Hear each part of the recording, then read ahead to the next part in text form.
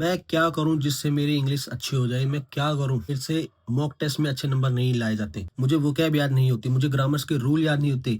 मैं अगर finding errors लगाता हूँ तो उसमें फाइंडिंग एरर कर ही नहीं पाता, सेंटेंस इंप्रूवमेंट कर ही नहीं पाता। मैं वोकैब कितना मर्ज़ी पढ़ लूँ फिर भूल जाता हूँ। 4 दिन याद रहते हैं फिर अगले दिन भूल जाता हूँ। तो ये कुछ क्वेश्चन्स थे जो स्टूडेंट्स के होते हैं जनरली। तो देखो भाई, ये चीज़ें जो तुम्हारे साथ हो रहे हैं ना वो हर किसी के साथ होती है। वो मेरे साथ भी होती थी। जो मेरा सीनियर था, जो आज किसी गवर्नमेंट जॉब में लग चुका है, उसके साथ भी होती थी।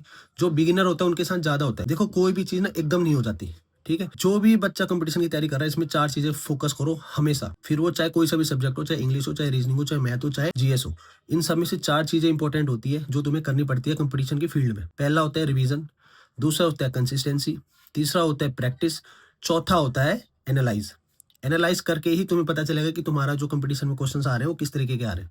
ठीक है? और जो हमारा रिवीजन तो भाई सबसे बेस्ट तरीका है कुछ भी चीज़ लॉन्ग टर्म के लिए याद रखने के लिए। कई स्टूडेंट्स क्या गलती करते हैं भाई, आज पढ़ लिया, बस छोड़ दिया, फिर दोबारा उसको पढ़ा ही नहीं। तुम्हें याद कैसे रहेगा वो? ठीक है? तो मैं ये बोलूँगा, शुरू-शुरू में दिक्कत होती है, प्रॉब्लम्स होती हैं भाई।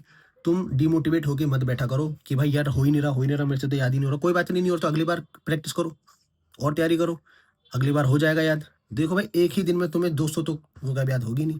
मैं भी इंग्लिश की बात करूँगा, ठीक है? इस फील्ड में, जो कॉम्पिटिशन की फील्ड में है, देखो एक डार्क रियलिटी भी होती है इसके बीच।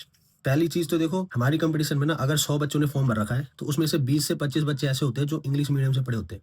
बाकी बच्चे ऐसे होते हैं जैसे मैं हूँ, बैकवर्ड इलाके से आते हैं बिल्कुल, ठीक है? फॉर एग्ज़ाम्पल, पहले मेरी जो स्टडी हुई थी वो उत्तराखंड में हुई। उत्तराखंड की पढ़ाई तुम पता ही है सबको, ठीक है? कुछ-कुछ इलाकों में अच्छी है, मगर मेरा जो इलाका था वो बहुत बैकवर्ड इलाका था। वहाँ स्कूल के नाम पे कुछ नहीं था, 1 टीचर था, 4 स्टूडेंट पढ़ते थे बस। टीचर भी अपने से मज़े लेता था, ठीक है? फिर मैं आया दिल्ली।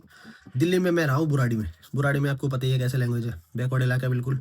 और यार दोस्त भी ऐसे थे कि थोड़ा-थोड़ा गाली-गलौज शुरू हो जाती थी हर छोटी-सी बात में, ठीक है? तो ऐसे इलाके से हम आते हैं, तो हमारे जो कॉम्पिटिशन होना चाहिए ना, वो जेन्युइन बच्चों के साथ होना चाहिए। जो 20 से 25 बच्चे जो मैंने बोले ना, उनके साथ होना चाहिए। उनको मत देखो जो आपके साथ ही है, उनसे कम्पीट नहीं करना हमने, हमने उनको कम्पीट करना है जो हमसे आगे है। तो इसके लिए क्या है, 4 चीज़ें जो मैंने बताई, कंसिस्टेंसी, रिवीज़न, एनालाइज़ और प्रैक्टिस। इन 4 चीज़ों पे फ़ोकस करो, आप सब कुछ कवर कर लोगे।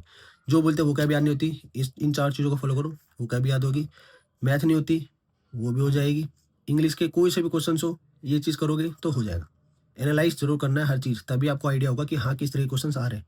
तो ये कुछ इंपॉर्टेंट बात थी जो आप सबके साथ में शेयर करना चाह रहा था। कई बच्चों के मैसेज थे, इसीलिए मैंने आपको ये वीडियो प्रोवाइड करवाई, ठीक है? वीडियो अच्छी लगी तो लाइक, शेयर, सब्सक्राइब ज़रूर करना। मिलते हैं नेक्स्ट वीडियो में। थैंक्स।